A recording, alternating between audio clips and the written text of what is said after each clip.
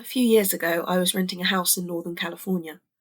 The neighborhood was just on the outside of the suburbs. It seemed like the perfect balance of having space and having nice neighbors close enough to not feel isolated. The area had no streetlights, so it was very dark at night, especially if the clouds were blocking the moonlight. It didn't bother me, though. It made my little house feel even more quaint on dark nights. I got home from work one day in midwinter.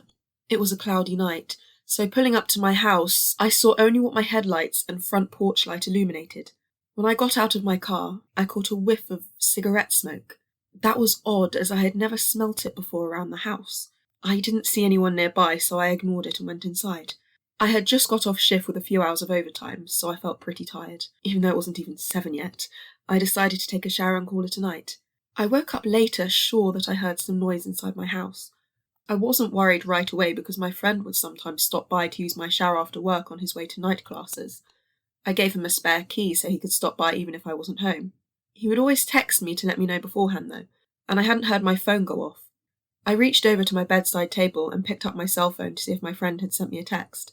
The bright light of my phone screen and the number pad blinded me. These were the days before phones had a sensor light that would dim the screen in the dark. And this particular phone was so bright I could use it as a flashlight. Through squinted eyes, I could make out that it was 9-something, but I couldn't tell if I had an unread text or not. I set my phone aside and called out my friend's name.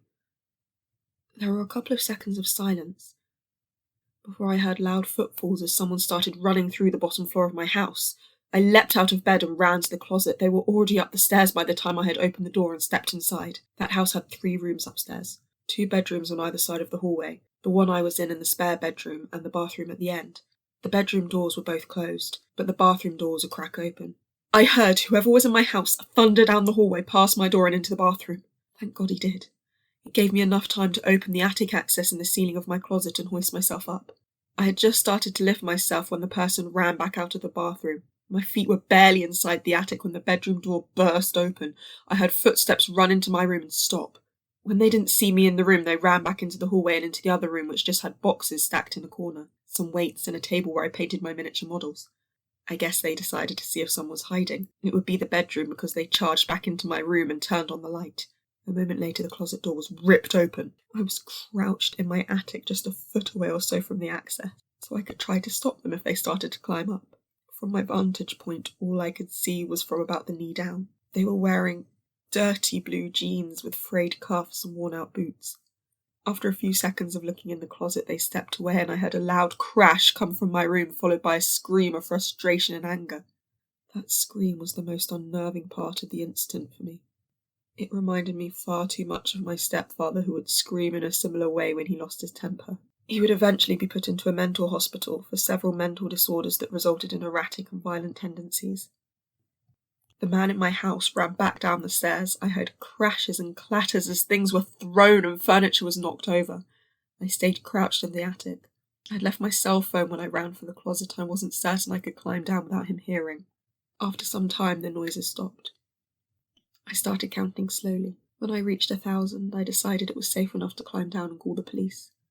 The first thing I noticed when I exited the closet was the intruder had flipped my bed over. I assumed in an attempt to find me. That was the loud noise I had heard when he stepped away from the closet. I couldn't find my cell phone, so I went to the landline by the bed and called the police. I waited in my room until I heard them call from downstairs. The first floor was a mess, but I expected that. Chairs had been knocked over, the sofa had been flipped, all books, pictures and knickknacks I had on shelves were strewn across the floor. The cupboards in the kitchen had been opened and all the boxes and canned foods were thrown to the ground. As far as I could tell, the only thing missing was a single knife out of the wooden block in my kitchen. The police checked the house from top to bottom. They found that the side door had been forced open by something like a crowbar. They also found a few cigarette butts along my fence line, along with some foil and an empty pen tube which police said people often used to smoke meth. So they think he had been watching my house for a while. I realised that he must have been out there smoking a cigarette when I got home. They collected up the evidence and told me I should stay with family or friends that night and get the door fixed as soon as possible. I opted to just not sleep. I moved a shelf over to block the broken door and spent a couple of hours cleaning things up.